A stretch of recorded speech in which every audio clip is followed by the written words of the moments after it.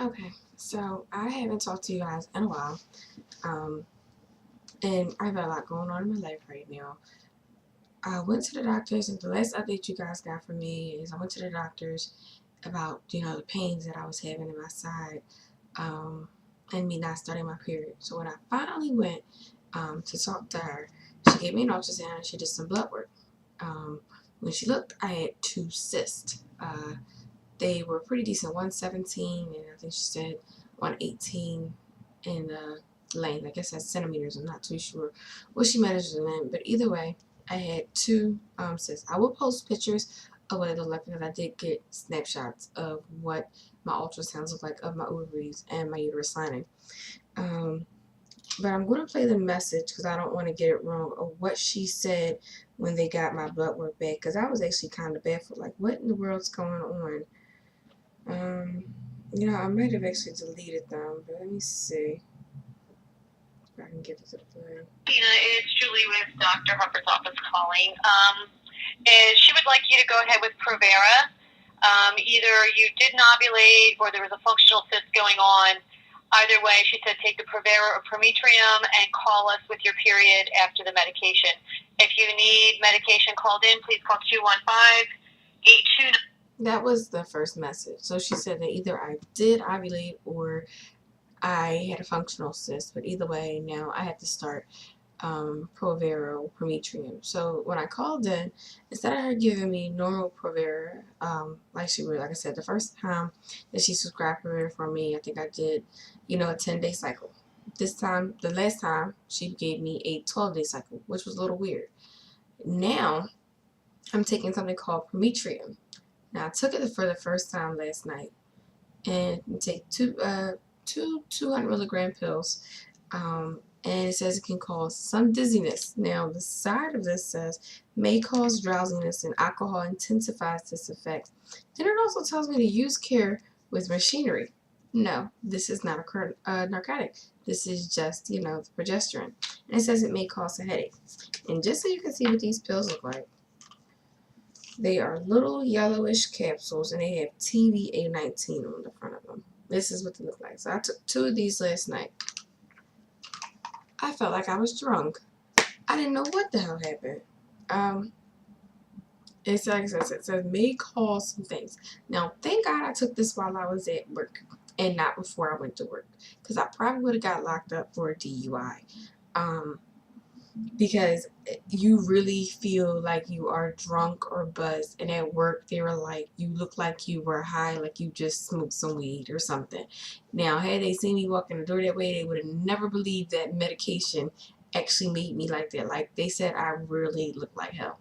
So it does say take 2 capsules by mouth in the evening time. I'm assuming they mean before bedtime, like literally before you go to bed, so it'll help you like go to sleep and you sleep off the effects. Because like when I say I felt like I was buzzed, I really felt like I was buzzed. Like you would have thought I had a couple of shots and some beers and was having a good old time, and now I'm just trying to function through the effects, when none of that's the case, because I never had anything to drink, and very, very, very rarely do I drink alcohol. And when I do, it's like a glass of wine and maybe a shot, and that's it. And I don't take the shot to the head. I just drink it, or sip on it, whatever you want to call it, because I am trying to conceive. But just the update on progesterone. This, I believe it's a substitute for Prometrium. So they just call it progesterone 200 milligrams. But if you ever take this, please take care and take it while you're at home, about to go to bed, or when you're not going anywhere, like work, for instance. I don't know if this is something you have to take like every 24 hours or not, because like I said, I took it last night and I took it around like 11 o'clock. Now I'm going to take it around 8 o'clock, so I have to work till 11. And the effects wore off if I took it around 1, by 3 o'clock I was good to go.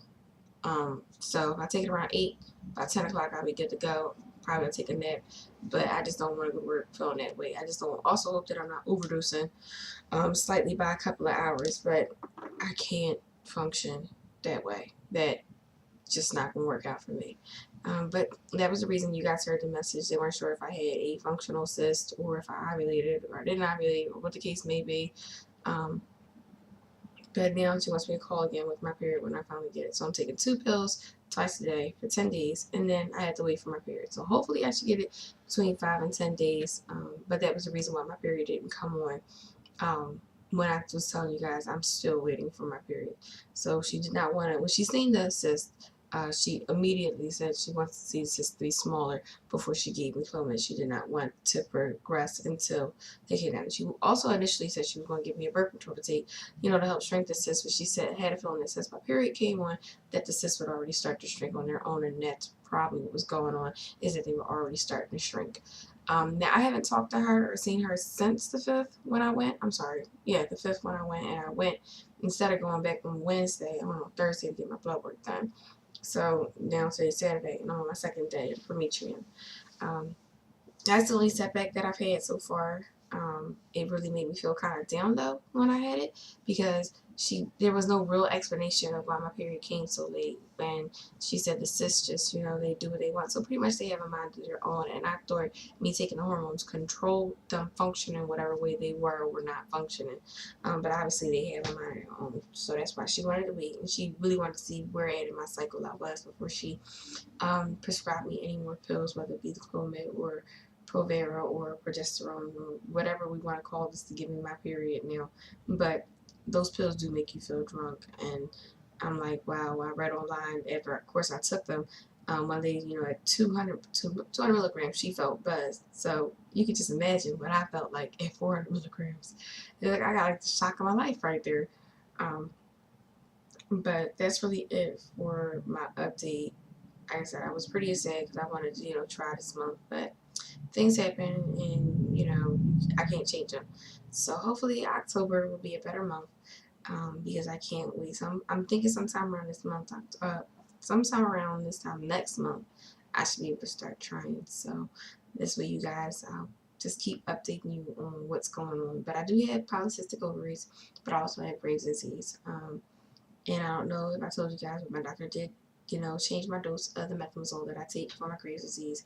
I only take 7.5 milligrams now. He said you want to be kind of hyper. Pretty much, mom needs to be hyper so baby can be normal. But if not, if mom is normal, baby will be hyper, which is not good at all.